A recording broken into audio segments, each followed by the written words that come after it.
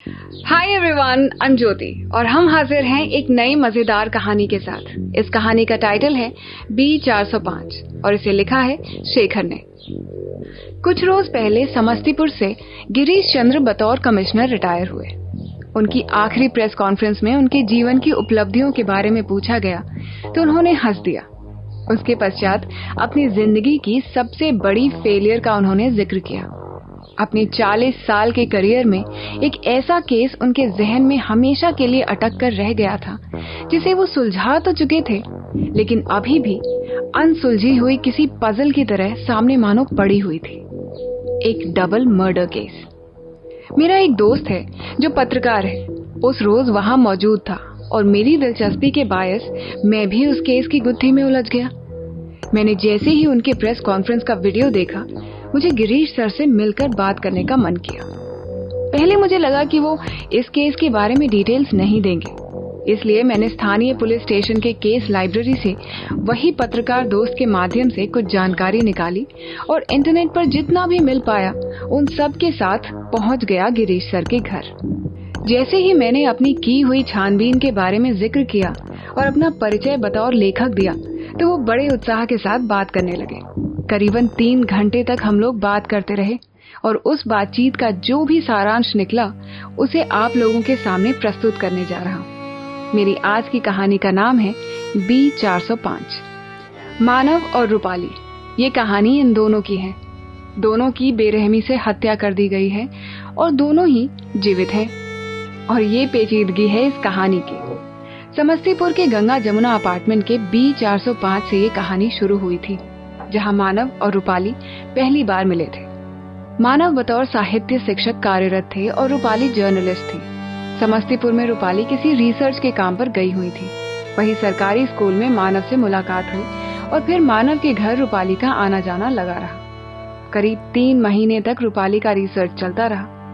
Research का विषय वस्तु साहित्यकार और खोए हुए साहित्य के ऊपर था। मानव से बेहतर भला कौन इसमें मदद कर सकता था। 3 महीने बाद जब रिसर्च खत्म हुआ और रूपाली वापस दिल्ली जाने के लिए निकली, तब मानव ने अपने मन की दबी हुई बात उनसे कह दी। उन्हें रूपाली से प्यार हो गया था, लेकिन रूपाली के मन में ऐसा कुछ भी नहीं था।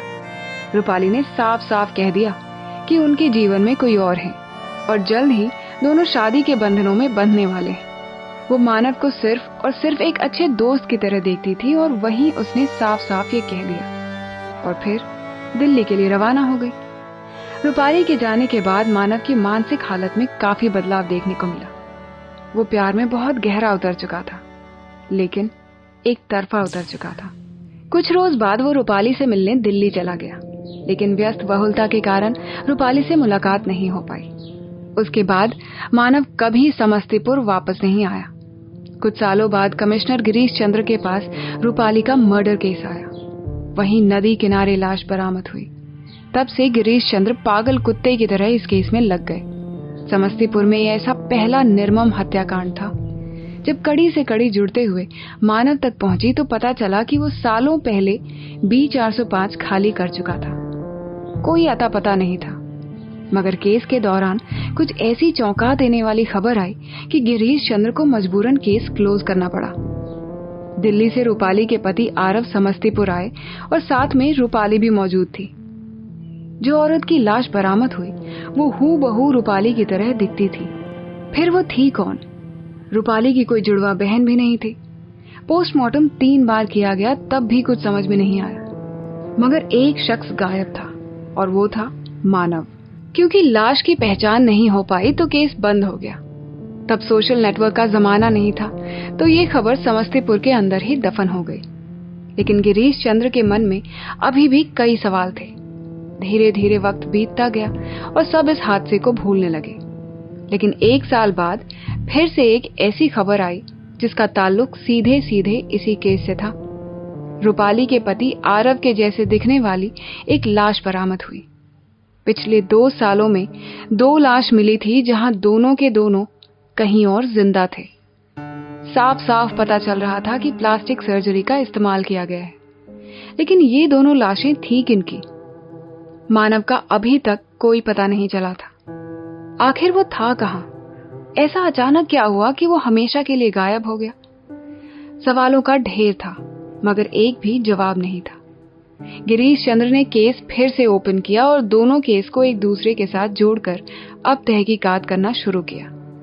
मानव को ढूंढने की खूब कोशिशें हुई और अंत में मानव की हैंडराइटिंग से मैच करता हुआ एक लेटर भोपाल के गंगा जमुना अपार्टमेंट के B405 से बरामद हुआ। यहां मानव को किसी ने कुछ सालों पहले रहते हुए देखा था। एक अजीब सा कनेक्शन था। समस्तीपुर और भोपाल दोनों ही जगह गंगा जमुना नाम के अपार्टमेंट में और वही नंबर B405 से मानव का नाता था। यहां मानव अपनी पत्नी के साथ रहता था। उस लेटर में बस इतना ही लिखा था, किसी चेहरे की जब आदत लग जाती है तो कितना जरूरी होता है हर रोज उसी चेहरे को देखना। सुबह शाम उठते बैठते बस वही चेहरा देखने का मन करता है, लेकिन अगर वो चेहरे के पीछे का इंसान अलग हो तो क्या फिर भी वो चेहरा देखने का मन करेगा? मैं तो यही सोचकर जी रहा हूं कि तुम बदल गई हो रूपाली, मगर सवाल यही है कि मेरे मन का नजरिया क्यों नहीं बदला। कोशिश करूंगा और करता रहूंगा कि तुम्हें बदलते हुए स्वीकार करूं। गिरीश चंद्र को अब पूरा मसला समझ में आया। मानव ने अपनी पत्नी के चेहरे को प्लास्टिक सर्जरी के जरिए रूपाली का चेहरा बनाया, क्योंकि वो बस रूपाली को ही चाहता था। मगर इतनी कोशिशों के बाद भी जब रूपाली सिर्फ बाहर से रूपाली रही मगर अंदर से नहीं, तो उसने उसकी हत्या कर दी। असली रूपाली जो दिल्ली में अब भी किसी मीडिया चैनल में कार्यरत थी, जब उनसे पूछताछ की गई तो पता चला उस 3 महीने की रिसर्च के बाद जब वो समस्तीपुर से दिल्ली वापस आई तो फिर कभी भी मानव से मुलाकात नहीं हुई, क्योंकि मानव ने अपने मन की बात खुलकर कह दिया था और रूपाली की शादी होने वाली थी, तो उन्होंने कोई संपर्क रखना उचित नहीं समझा। लेकिन गिरीश चंद्र को अभी भी एक बात खटकती रही। उन्हें लगा कि रूपाली के चेहरे का इस्तेमाल करने के बाद शायद मानव ने अपने चेहरे पर प्लास्टिक सर्जरी के जरिए रूपाली के पति आरव का चेहरा अपना लिया होगा और असली आरव का कत्ल करके अब वो उनकी जगह रूपाली का पति बनकर रह रहा होगा। लेकिन इस अनुमान का कोई ठोस सबूत न मिला। आरव वही आरव था। न रूपाली ने, न आरव के घर वालों ने और न ही उसके दफ्तर के सहकर्मचारी ने, किसी ने भी आरव में कोई तब्दीली नहीं देखी थी। अगर मानव ने सच में आरव का चेहरा अपनाया तो उसने अपने आप को ही क्यों मार डाला? अगर मोटिव के बेसिस पर जाएं तो वो आरव नहीं मानव था जो रूपाली के साथ रहता था। लेकिन कोई इंसान अपने आप को क्या इस हद तक बदल सकता है कि वो एक दूसरा इंसान बन जाए? उसके अंदर जो भी उसका अपना था वो अचानक कैसे गायब हो सकता है? अंत में मानव को एक सरफिरा आशिक समझकर केस क्लोज कर दिया गया। लेकिन गिरीश चंद्र के लिए ये आज भी एक ओपन एंड केस है और उनके जीवन की सबसे बड़ी असफलता। मैंने उनसे बातचीत के अंत होने पर बस एक ही सवाल किया, सर, आप ये दावे के साथ कैसे कह सकते हैं? क्या ऐसी कोई चीज है जो आपको बार बार ये सोचने पर मजबूर कर रही है कि आरव बनकर मानव जी रहा है? गिरीश चंद्र ने कहा, आरव और रूपाली दिल्ली के साकेत में गंगा जमुना अपार्टमेंट में रहते हैं और रूम नंबर है B405। उम्मीद है ये कहानी आपको पसंद आई होगी। अपने दोस्तों के साथ इस वीडियो को जरूर शेयर करें। हम अगले हफ्ते फिर मिलेंगे। Don't forget to subscribe to our channel. Take very good care of yourselves and thank you for listening.